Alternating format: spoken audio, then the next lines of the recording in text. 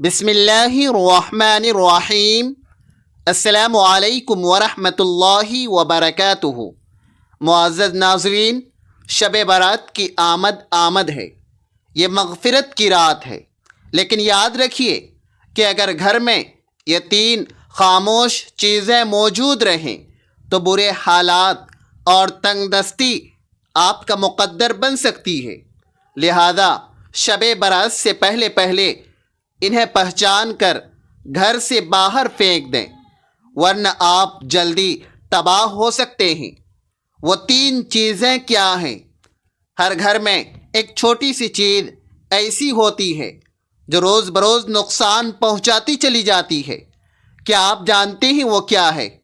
اگر آج اسے نہ نکالا گیا تو یہ آپ کے گھر میں غربت، بدقسمتی، منفی توانائیاں اور غیر مرئی مخلوق کو کھلے عام داخل ہونے دے گی۔ کیا آپ نے کبھی سوچا ہے کہ کچھ گھر ایسے کیوں ہوتے ہیں جہاں داخل ہوتے ہی دل گھبرا اٹھتا ہے؟ ایسا لگتا ہے جیسے فضا بھاری ہو، ہوا میں کوئی انجانے خاموشی تیر رہی ہو۔ سب کچھ بظاہر درست ہوتا ہے، لیکن پھر بھی سکون کہیں گم ہو جاتا ہے۔ گھر صاف ستھرا، نمازی لوگ، ذکر، درود اور استغفار کی آوازیں، مگر پھر بھی دل بے چین، نیند ادھوری اور صبح جاگتے ہی بدن تھکا ہوا۔ ایسا کیوں ہوتا ہے کہ دعا کے بعد بھی دل کو اطمینان نہیں ملتا؟ گھر کی خوشیاں جیسے آتے آتے کہیں مڑ جاتی ہیں اور دل کسی اندیکھے بوجھ کے نیچے دبنے لگتا ہے۔ کبھی ہم سوچتے ہیں کہ شاید کسی نے نظر لگا دی، شاید کوئی بدنیت انسان ہمارے خلاف کچھ کر رہا ہے، لیکن سچ یہ ہے کہ بعض اوقات بڑا دشمن باہر ہوتا ہے، مگر اصل دشمن ہمارے اپنے گھر کی دیواروں کے اندر چھپا ہوتا ہے۔ ہم خود انجانے میں اسے پناہ دیتے ہیں، ہم خود اپنی کمزوری سے اسے جگہ دیتے ہیں۔ یہ وہ چیز ہے جسے ہم معمولی سمجھ کر رکھتے ہیں، لیکن در حقیقت وہی چیز ہے جو روشنی کو اندھیرے میں بدل دیتی ہے۔ یہی وہ چیز ہے جو رحمت کے فرشتوں کو دور اور شیطان کو قریب کر دیتی ہے۔ ایسا نہیں ہے کہ گھر کے افراد برے ہوں، بلکہ وہ اس چیز کے اثرات سے خود بھی بے خبر رہتے ہیں، اور جب یہ اثرات بڑھنے لگتے ہیں تو انسان کے دل پر بوجھ بڑھنے لگتا ہے۔ ایسا محسوس ہوتا ہے جیسے سانسیں بھاری ہو، جیسے دل کسی انجانے خوف میں گرفتار ہو۔ انسان کوشش کرتا ہے، دعا کرتا ہے، مگر سکون کی بارش نہیں برستی۔ اس کی وجہ وہی چھپی ہوئی چیز ہوتی ہے جسے ہم نظر انداز کر کے اپنے گھر میں جگہ دے بیٹھتے ہیں۔ لیکن خوشخبری یہ ہے کہ اگر آپ آج اس حقیقت کو جان لیں اور وہ چیز اپنے گھر سے نکال دیں تو آپ دیکھیں گے کہ کس طرح گھر کا ماحول بدلنے لگتا ہے۔ جہاں پہلے بے چینی تھی وہاں سکون اترنے لگے گا، جہاں جھگڑے تھے وہاں الفت کی ہوا چلنے لگے گی، جہاں خاموش دیواریں تھیں وہاں تسبیح کی آوازیں گونجنے لگیں گی، اور سب سے بڑھ کر آپ محسوس کریں گے کہ اللہ تبارک و تعالی کی رحمت خود چل کر آپ کے دروازے تک آ گئی ہے۔ تو آج کی ویڈیو میں آپ کو وہ راز بتانے والا ہوں جو شاید آپ کی زندگی بدل دے۔ ایسا راز جو اگر آپ نے آج سمجھ لیا اور عمل کر لیا تو آپ کا گھر بے سکونی سے برکت کی طرف سفر شروع کر دے گا۔ وہ چیز منفی اثرات کو دعوت دیتی ہے۔ اب وقت آ گیا ہے کہ اسے پہچان کر اپنے گھر سے ہمیشہ کے لیے نکال دیا جائے۔ محترم ناظرین، آج کی یہ ویڈیو میرے ہر بھائی اور بہن کے لیے بہت ہی اہم ہے۔ اس ویڈیو کا ایک ایک لفظ اتنا قیمتی ہے کہ اگر آپ جان جائیں تو آپ اس پر ضرور عمل کرنا شروع کر دیں گے، کیونکہ جانے انجانے میں بہت سی ایسی غلطیاں ہم سے سرزد ہو جاتی ہیں جن کا ہمیں یہ پتہ نہیں ہوتا، اور ان کی وجہ سے گھر میں تنگ دستی، غربت اور بے برکتی پیدا ہو جاتی ہے۔ اگر ان چھوٹی چھوٹی غلطیوں کو ہم ٹھیک کر لیں تو گھر سے ساری کی ساری بے برکتی چلی جائے گی، رزق کی کمی ختم ہو جائے گی انشاءاللہ، اللہ کے فضل کے ساتھ، اور آپ کے گھر میں برکت ہی برکت کے انبار لگ جائیں گے۔ محترم ناظرین، اللہ تبارک و تعالی نے انسان کو اس دار فانی میں بھیج کر زندگی کے طور طریقے سکھا دیے تاکہ وہ اپنی زندگی کو اور ضروریات زندگی کو انتہائی آسان انداز میں پورا کرے۔ انسانی زندگی کے معاملات، صحت، کامیابی، کاروبار اور دیگر میدانوں میں مدد کے لیے اللہ تبارک و تعالی نے اپنے محبوب بندوں میں سے چند بندوں کا انتخاب کیا جنہیں ہم انبیاء کہتے ہیں۔ ان کے بتائے ہوئے ہر طور طریقے میں نہ صرف برکت ہے بلکہ زندگی کی فلاح اور کامیابی پوشیدہ ہے۔ انسان کسی بھی میدان میں کامیابی حاصل کرنا چاہتا ہے تو اسے سیرت نبوی صلی اللہ علیہ وسلم پر عمل پیرا ہونا ہوگا۔ اسلامی تعلیمات میں زندگی اور گھر کے سکون کے لیے چند اصول بیان کیے گئے ہیں۔ گویا کوئی انسان اگر ان پر عمل پیرا ہوتا ہے تو وہ اپنے گھر میں سکون پائے گا۔ انسان گھر میں کسی بھی کام کو سر انجام دے تو فوراً بسم اللہ پڑھے۔ اس کام کو کرنے سے قبل ہر وقت ذکر الہی میں مشغول رہے۔ جدید دور ہے تو اکثر لوگ اپنے وقت کو گزارنے کے لیے فون کا کثرت سے استعمال کرتے ہیں، جن سے نہ صرف وقت ہاتھ سے جا رہا ہے بلکہ نیکی کرنے کے بھی لمحات انسانی ہاتھ سے پھسلتے جا رہے ہیں۔ کوشش اور اہتمام اس بات کا کرنا چاہیے کہ جب بھی گھر میں کسی بھی کام میں مصروف ہو، استغفر اللہ، اللہ اکبر، الحمدللہ، یا حی یا قیوم وغیرہ کے اذکار کو نہ صرف خود اپنی زبان پر جاری رکھیں بلکہ اپنے بچوں کو بھی اس بات کی ترغیب دیں۔ سورۃ المدثر میں اللہ تبارک و تعالی نے ایک جنتی اور جہنمی کا مکالمہ بیان کیا، جس میں جنتی جہنمی سے سوال کرتا ہے کہ کون سی چیز تجھے جہنم میں لے کر آئی ہے، تو اس پر وہ جواب دیتا ہے کہ ہم نماز پڑھنے والوں میں سے نہ تھے، یہ تو وہ لوگ ہیں جو نماز نہیں پڑھتے، جو نماز پڑھتے ہیں لیکن اس میں سستی کرتے ہیں، وقت ضائع کرتے ہیں اور قصداً نماز کو دیری سے پڑھتے ہیں۔ ان کے متعلق بھی ارشاد فرمایا، بس ان نمازیوں کے لیے ہلاکت ہو جو اپنی نماز سے غافل ہیں۔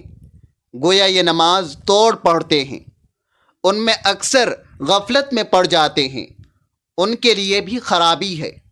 لہذا گھر میں برکت چاہتے ہیں تو اکثر نماز کا اہتمام گھر میں کیا کریں۔ نوافل سنت تو لازم گھر میں ہی ادا کیا کریں۔ گھر میں نوافل سنت پڑھنے کے بہت سے فوائد ہیں۔ ایک تو بچوں کو دیکھ کر نماز کی ترغیب ملتی ہے، دوسرا گھر میں برکت رہتی ہے۔ گھر میں برکت کے لیے قرآن مجید کی تلاوت کا اہتمام کیا جائے، اگرچہ تھوڑا ہی کیا جائے لیکن روز کی بنیاد پر کیا جائے۔ آپ چاہیں تو ایک صفحہ تلاوت کریں، لیکن تلاوت روز کی بنیاد پر ہو سکے تو اپنے بچوں کو ایک صفحہ روزانہ تلاوت کر کے سنائیں تاکہ ان میں قرآن مجید کی تلاوت کا شوق پیدا ہو۔ قرآن مجید کی کوئی بھی صورت تلاوت کریں، گھر میں برکت کا ہی باعث بنتی ہے۔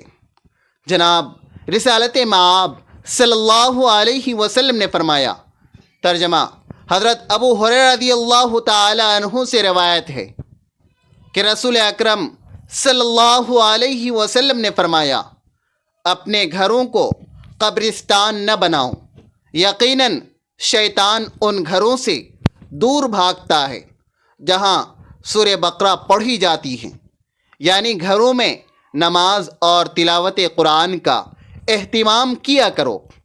اہل علم فرماتے ہیں کہ روزانہ رات عشاء کی نماز کے بعد جو شخص سورہ واقعہ کی تلاوت کرتا ہے، اللہ تبارک و تعالی اس کے رزق میں اضافہ فرماتا ہے۔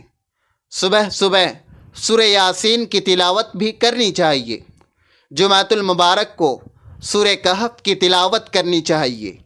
قرآن مجید میں اللہ تبارک و تعالی نے تقوی سے متعلق ارشاد فرمایا، اور زاد راہ یعنی راستے کے خرچ سے لے لیا، یقیناً سب سے بہتر زاد سفر تقوی ہے، اور اہل عقل مجھ سے ڈرتے رہو۔ پھر ارشاد ہوا، یقیناً اللہ تبارک و تعالی کے نزدیک تم میں سب سے زیادہ عزت والا وہ ہے جو سب سے زیادہ پرہیزگار ہے۔ بے شک اللہ تبارک و تعالی سب کچھ جاننے والا باخبر ہے۔ گھر میں برکت کے لیے عمل یہ ہے کہ انسان اللہ سے جس طرح ڈرتا ہے یا اس کی محبت میں، مجلس میں، مسجد میں، سفر میں تقوی اختیار کرتا ہے، ویسے ہی گھر میں جب وہ تنہائی میں ہو، جب اسے کوئی نہ دیکھ رہا ہو سوائے رب کائنات کے، اس وقت بھی وہ تقوی اختیار کرے۔ اپنی بیوی، بچوں، والدین اور بہن بھائیوں کے ساتھ حسن سلوک محض اللہ کی رضا کے خاطر، یہ عمل بھی گھر میں برکت کا سبب ہے۔ اس میں کوئی دو رائے نہیں کہ جب انسان مل کر کھانا کھاتے ہیں تو اللہ عز و جل اس میں برکت ڈال دیتا ہے، اور پھر جب افراد گھر کے ہوں، والدہ ہوں، والد ہوں، یا میاں بیوی، بچے، بہن بھائی، سب مل کر بیٹھ کر ایک جگہ اہتمام کے ساتھ اللہ تبارک و تعالی کے نام سے شروع کرے تو برکت کا کیا عالم ہوگا۔ جدید دور میں یہ روایت ختم ہوتی جا رہی ہے۔ اب اگر کوئی اپنے کمرے میں بیٹھا ہے تو وہیں کھانا کھائے گا، اگر کوئی اسٹڈی روم میں ہے تو وہ وہیں کھانا کا اہتمام کرے گا۔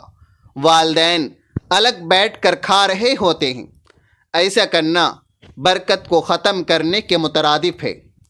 جناب رسالت مآب صلی اللہ علیہ وسلم نے فرمایا، اللہ تبارک و تعالی کے ہاں سب سے زیادہ پیارا کھانا وہ ہے جس پر ہاتھوں کی کثرت ہو، یعنی جہاں لوگ زیادہ ہوں۔ آپ صلی اللہ علیہ وسلم نے ارشاد فرمایا، صحابہ نے عرض کیا، یا رسول اللہ صلی اللہ علیہ وسلم، ہم کھاتے ہیں مگر سیر نہیں ہوتے۔ تو فرمایا، شاید تم الگ الگ ہو کر کھاتے ہو۔ صحابہ نے جواب دیا، ہاں۔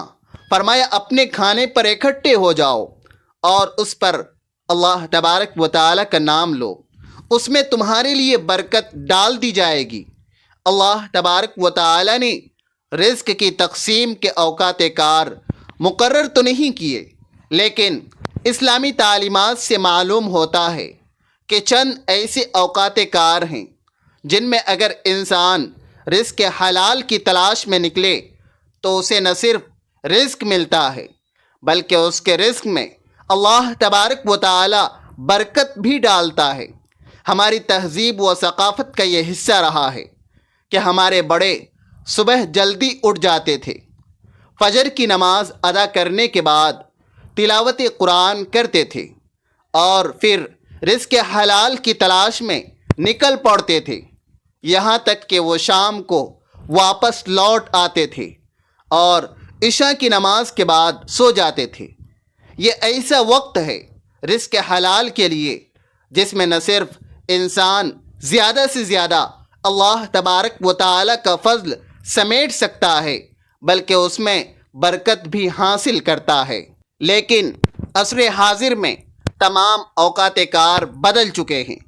لوگ اب فجر کے وقت سوتے ہیں اور ساری رات جاگتے ہیں۔ ہم یہ دیکھ سکتے ہیں کہ ان گھروں میں 4 سے 5 افراد کمانے والے ہیں، لیکن پھر بھی برکت نہیں، سکون نہیں، جبکہ ہمارے اجداد میں محض ایک شخص کمانے والا ہوتا تھا اور پورے گھر کو ایک ہی فرد کافی رہتا تھا۔ لہٰذا اگر آج ہم چاہتے ہیں کہ ہمارے گھروں میں اور رزق میں برکت ہو تو صبح جلدی اٹھنے کی عادت ڈالیں اور رات کو جلدی سونے کی عادت ڈالیں۔ اللہ پر توکل کرنا جیسا کہ اس کا حق ہے۔ جو کوئی اللہ تبارک و تعالی پر توکل کرتا ہے تو اللہ تبارک و تعالی اس کے جملہ امور کا کفیل ہو جاتا ہے۔ بے شک اللہ بہت غالب، بڑی حکمت والا ہے۔ محترم ناظرین، ایک مزدور صبح سے شام تک دھوپ میں پسینے سے شرابور ہو کر مزدوری کرتا ہے، اینٹیں اٹھاتا، ریت ڈھوتا۔ شام کے وقت جب سورج ڈھلتا ہے تو اپنی مزدوری جیب میں ڈال کر گھر کا رخ کرتا ہے۔ وہ سکے اس کی محنت کا نچوڑ ہوتے ہیں۔ وہ سکون سے بچوں کے لیے کھانے پینے کی چیزیں لاتا ہے، کبھی گھر کے لیے آٹا، کبھی بچوں کے لیے دودھ، مگر اس کے باوجود اس کی زندگی میں ایک عجیب سی اداسی بسی ہوئی تھی، نہ خوشی کا احساس، نہ اطمینان کا لمحہ، جیسے اس کے گھر کی دیواروں نے سکون سے دشمنی کر لی ہو۔ ہر رات وہ سجدے میں گر کر اللہ تبارک و تعالی سے کہتا ہے، یا رب، میں حلال کماتا ہوں، فضول خرچی نہیں کرتا، نماز پڑھتا ہوں، ذکر کرتا ہوں، پھر بھی میرے گھر میں برکت کیوں نہیں؟ مگر جواب خاموشی کے سوا کچھ نہ ہوتا۔ دل بے چین رہتا ہے اور تنگ دستی جیسے اس کے دروازے سے چمٹ گئی ہو۔ آخر ایک دن اس نے گاؤں کے ایک بزرگ سے ملاقات کی۔ مزدور نے ان کے سامنے اپنا دکھ رکھا، آنکھوں میں نمی لے بولا، بابا جی، میں حلال کماتا ہوں، حلال کھاتا ہوں، مگر پھر بھی میرا گھر بے سکونی کا گہوارہ ہے، خوشی جیسے میرے گھر سے روٹ گئی ہے۔ بزرگ مسکراتے ہوئے اور نہایت نرمی سے بولے، بیٹا، آج کے دن کی مزدوری سے تم نے کوئی چیز نہیں خریدنی، 2 کلو مٹھائی لینا ہے اور میرے پاس لانا، میں اس پر کچھ دم کروں گا۔ جب شام کو گھر پہنچو تو دروازے پر رکھ کر اپنے کان لگا کر سننا کہ تمہارے گھر کے اندر سے کیا آواز آتی ہے۔ تمہارے گھر میں رکھی ایک چیز تمہاری تنگ دستی اور بے سکونی کے حال کا راز کھول دے گی۔ مزدور نے تعجب سے دیکھا مگر چپ کر لیا۔ دن بھر کی محنت کے بعد شام ڈھلے، اس نے 2 کلو مٹھائی خریدی۔ جیسے ہی اس نے اپنے گھر میں قدم رکھا تو 3 چیزیں گھر میں تنگ دستی، بے سکونی کو دعوت دے رہی تھی۔ پہلی چیز، جب دیواروں پر شکر کے بجائے ناشکری ہو۔ کچھ گھروں میں داخل ہوتے ہی ایک عجیب سی خاموشی استقبال کرتی ہے، نہ کوئی شور، نہ کوئی چیخو پکار۔ ایسا محسوس ہوتا ہے جیسے ہوا نے بھی سانس روک لی ہو۔ دیواریں جیسے کچھ کہنا چاہتی ہو، ان پر لکھی تحریر خاموشی سے سب کچھ کہہ جاتی ہے۔ وہ تحریر جو کسی قلم سے نہیں، انسانوں کے رویوں سے لکھی جاتی ہے۔ یہی وہ لمحہ ہوتا ہے جب گھر میں برکت کے دروازے بند ہونے لگتے ہیں، کیونکہ ان دیواروں پر اب شکر نہیں، شکایت لکھی جاتی ہے۔ جہاں ہر گفتگو میں میرا نصیب کیوں نہیں کی گونج ہو، جہاں زبان پر ناشکری کا زہر اور دل میں مایوسی کی دھن ہو، وہاں رحمت کے قدم نہیں رکتے۔ فرشتے خاموشی سے واپس پلٹ جاتے ہیں اور ان کی جگہ وسوسوں سے سرگوشیاں لے لیتی ہیں۔ کبھی کبھی شیطان دروازے توڑ کر نہیں آتا، ہم خود اس کے لیے دروازے کھول دیتے ہیں۔ جب ہم الحمدللہ کے بجائے کاش ایسا ہوتا کہنا شروع کر دیتے ہیں، جب ہم نعمتوں کو معمول اور خامیوں کو عظیم سمجھنے لگتے ہیں تو سمجھ لیجئے کہ روشنی کا چراغ بجھنے لگا ہے۔ وہی روشنی جو گھر کو امن دیتی تھی، رزق کو برکت دیتی تھی اور دلوں کو نرم رکھتی تھی۔ ناشکری ایک معمولی احساس نہیں، یہ ایک غیر مرئی زہر ہے جو آہستہ آہستہ پورے گھر کی فضا کو کھا جاتا ہے۔ یہ باتوں سے شروع ہوتی ہے مگر اثر ماحول پر ڈالتی ہے۔ ایک وقت آتا ہے جب گھر بھرا ہوتا ہے مگر دل خالی، الفاظ زیادہ ہوتے ہیں مگر سمجھ ختم، اور پھر زندگی کی رونقیں جیسے ایک ایک کر کے رخصت ہونے لگتی ہے۔ شیطان ایسے گھروں میں خوشی سے بسیرا کرتا ہے جہاں زبان ناشکری بولے اور دل شکر کرنا بھول جائے۔ وہ جانتا ہے جہاں شکر نہیں وہاں سجدے بھی بے نور ہوتے ہیں، جہاں شکایت ہے وہاں دعا بھی دروازہ نہیں کھولتی، وہاں ہر دل میں یہ احساس ڈالتا ہے کہ تم محروم ہو، اور انسان اپنی موجودہ نعمتوں کو بھول کر خالی پن کے جال میں پھنستا چلا جاتا ہے۔ یاد رکھیے، شکر صرف الفاظ نہیں، یہ ایک روشنی ہے۔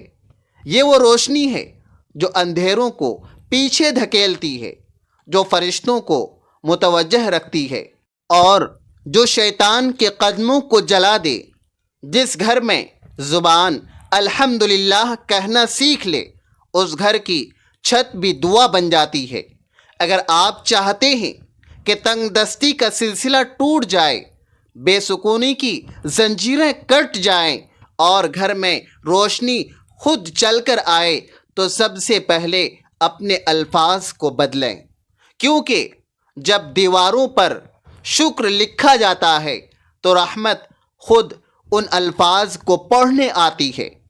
3 چیزیں گھر میں تنگ دستی، بے سکونی کو دعوت دیتی ہے۔ دوسری چیز، جب آنکھیں عیب ڈھونڈنے لگیں، آنکھیں عیب ڈھونڈنے کی عادی ہو جائیں۔ کبھی سوچا ہے کہ جب تیری آنکھیں کسی کمی کی تلاش کرنے لگے تو تیرے نصیب کی روشنی کیوں ختم ہو جاتی ہے؟ کیوں گھر کا سکون تیرے ہاتھ سے ریت کی طرح پھسلنے لگتا ہے؟